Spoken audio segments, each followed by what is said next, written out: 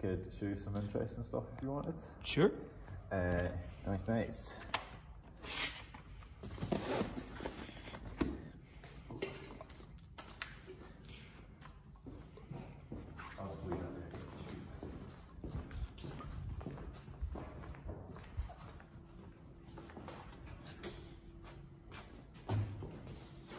Okay.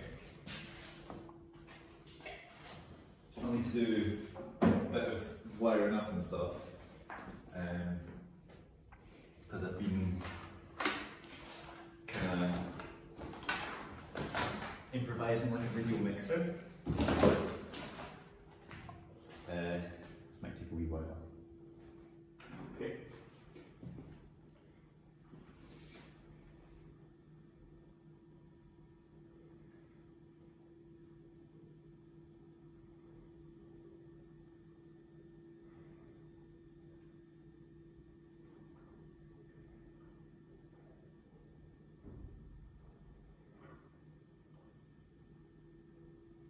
Expected sound stuff.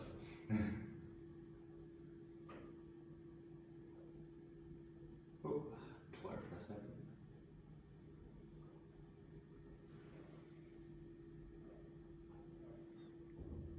So, this is the video from the VHS, and then if I turn this round, this is introducing the video from this.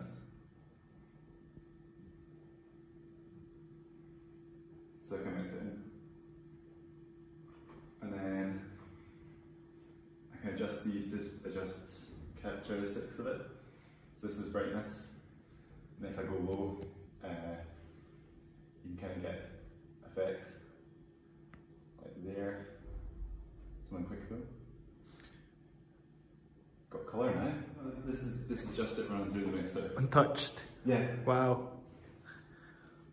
Let's see. And then we got the nude video.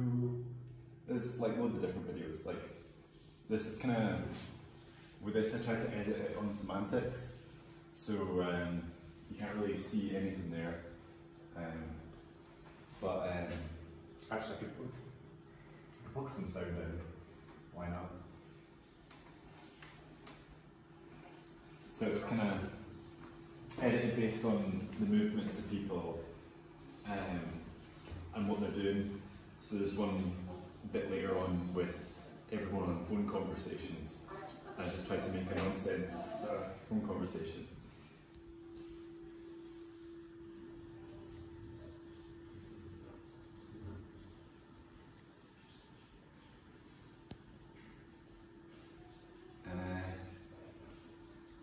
I don't know, it sounds fun, isn't it? I don't know, I feel like it's kind of an underappreciated sort of sense. Like, I mean, I see everyone working with visuals and I don't know, music and like sound art seem like two like very separate things. So I don't know, it just created interest because of that. Just because it's not really, I don't know.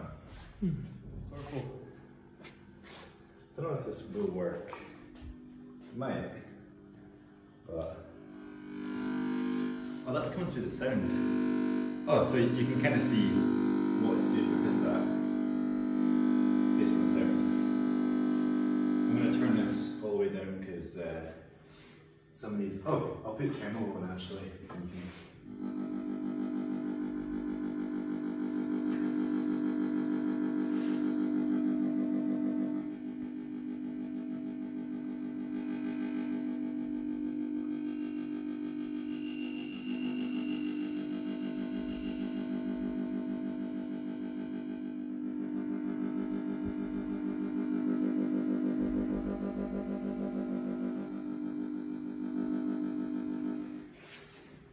I'll just try another one. I'll try pause one, see what that does.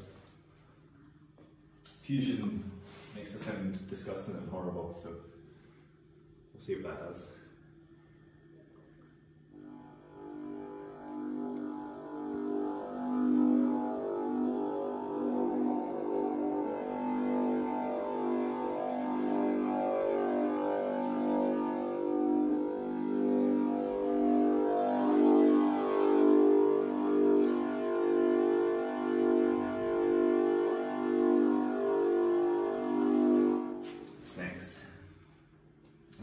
you back.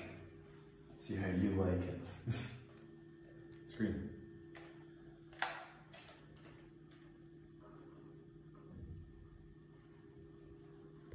Oh, I'm turning around now. Big screen.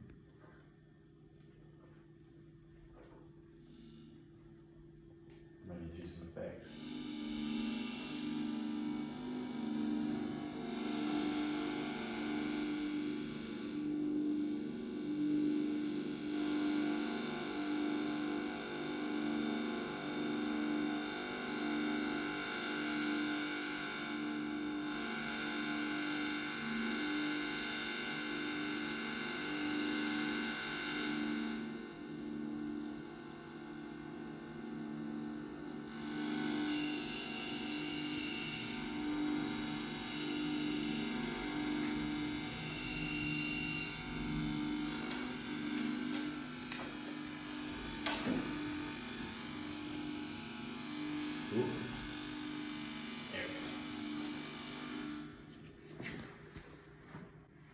Just seeing which ones will. Trail string might be interesting because it doubles up the sound.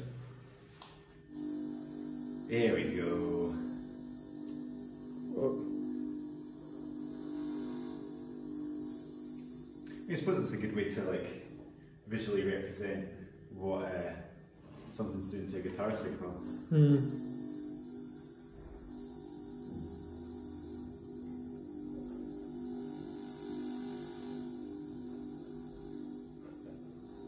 This is how I have been writing music. So it's changed every time. Like the subscript here is just referencing like a bit of music, and like I've changed between tablature and other things, but this is just kind of how I'm working my head around it. And then you've got call outs to like time signature, and then this is kind of, I don't know what that is to be honest, but like there's stuff like this, like, and that's like a ditto, like it's kind of similar to some ways I write music, but that's kind of a callback to the one before it where it says, has a call up and it says to, but I'm very inconsistent. This is like a deconstructed one, because like underneath all of this, it's like I was writing notes just on the table, so just put duct tape there and then transfer it to the wall, just to make me feel like I'm more surrounded and stuff. But I've went through a few different ways of writing stuff. So like, this is essentially just kind of tablature, and then this is just kind of a representation of beats. So this one's just in 4/4, so it's kind of, you've got all these different layers, and just the different numbers just mean like different patterns. And I did have, at the time, there's a notebook somewhere, I think it's probably in front of this. On the other side.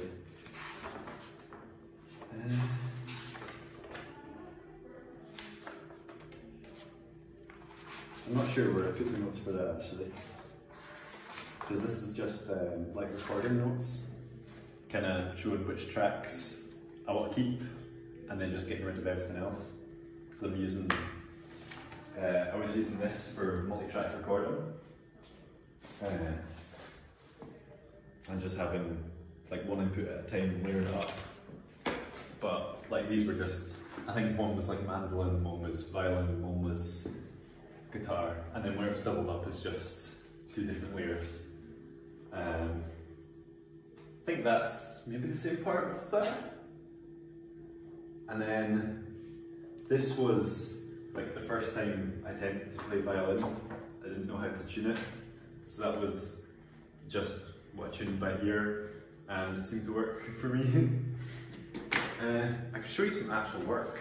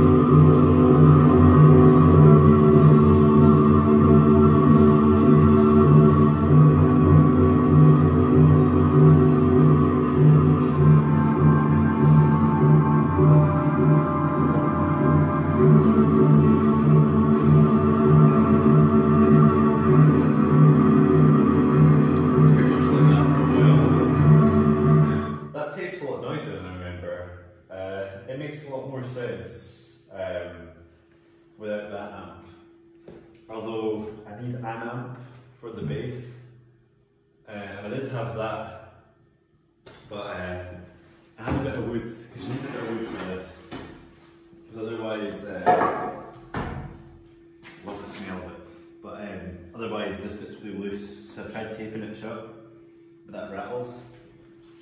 But I just wanted to try something that was like totally on tape. So, like, it was more like, I more wanted to make it for the process than the final thing. Because like the main instrument is this thing, which sounds horrible. I love it.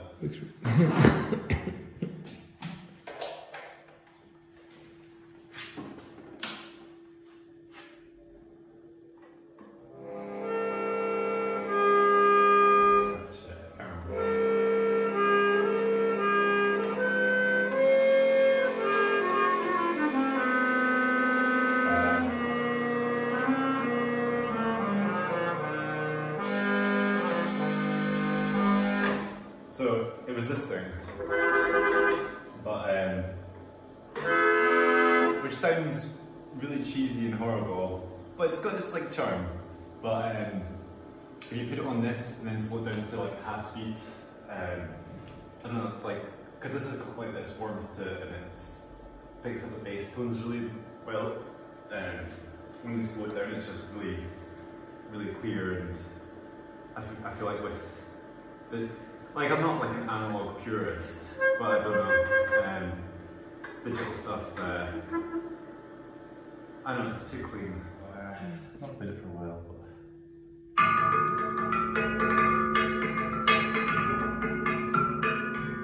but these are shelving brackets.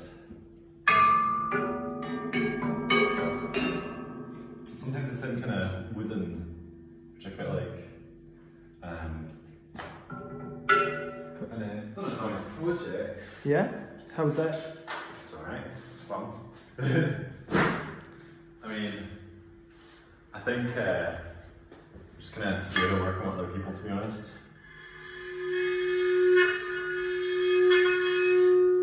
I don't know, I'm a bit of a control freak with my setup. So I mean,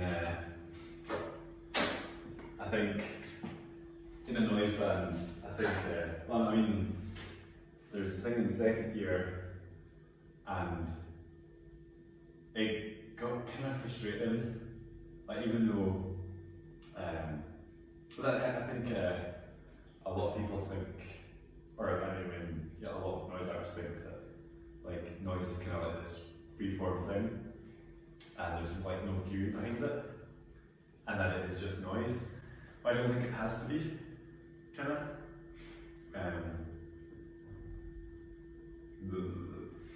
Yeah, like,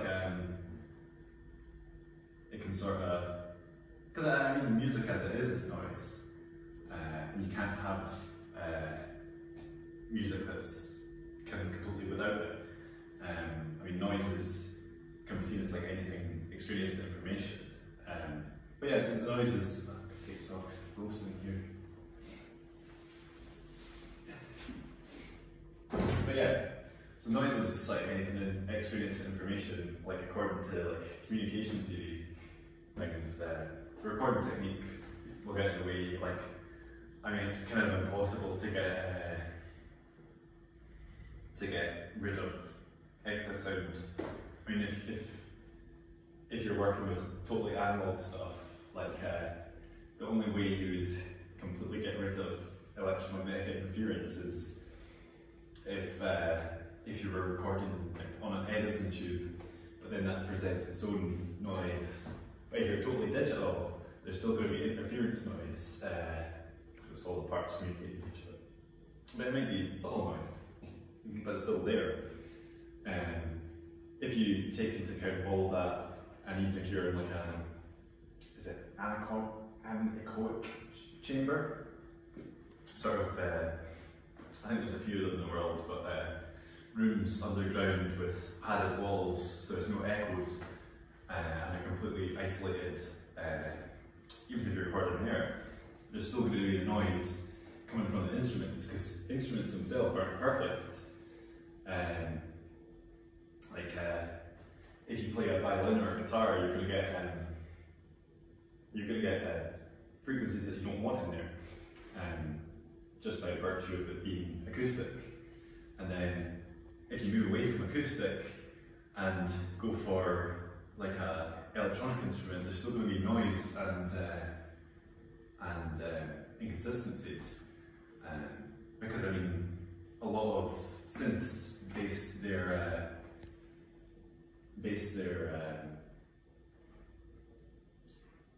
frequency on like voltage, and that is like inconsistent. And even if you are using a completely or a synth that just works on its own without using mains, like a kind of cheapy keyboard, I mean, they're very noisy as is, but if you had a keyboard or a synthesizer that didn't have any external inputs or anything to the wall, so you don't get that 50 Hz interference or the inconsistency of the 50 Hz, and you're using a crystal oscillator to dictate the speed, because a crystal oscillator, when a current runs through it, it oscillates at a certain frequency, and then basically you've got all these chips that do all the maths and base the frequency of the notes based on that.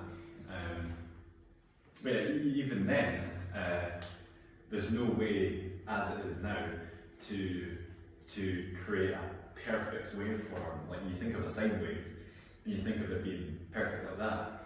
But if you put it on like an oscilloscope or that, you'll see it's not perfect. There's like these slight inconsistencies.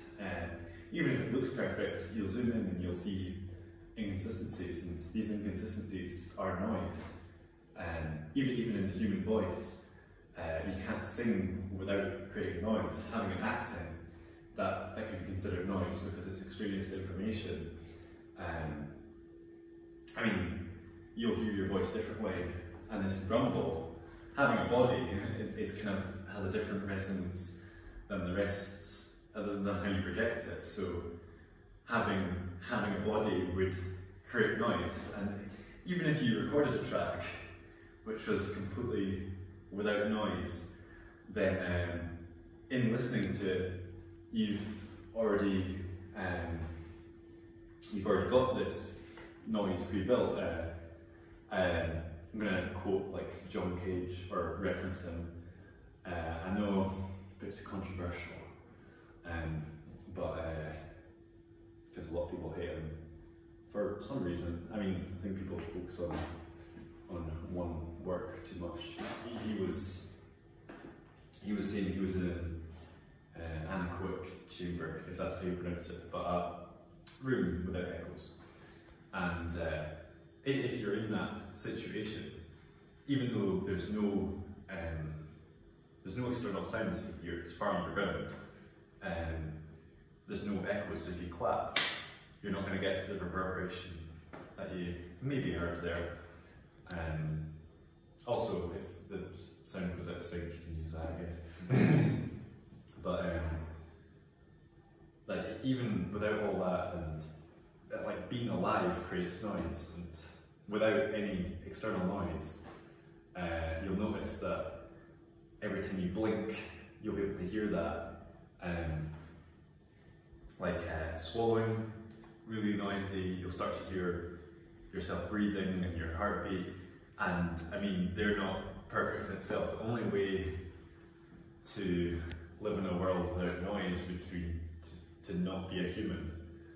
So I mean, I think there's a lot of humanity in noise, even if it's not in, like, I mean, that's why I talk about noise, because it's, I don't mean like measurable levels.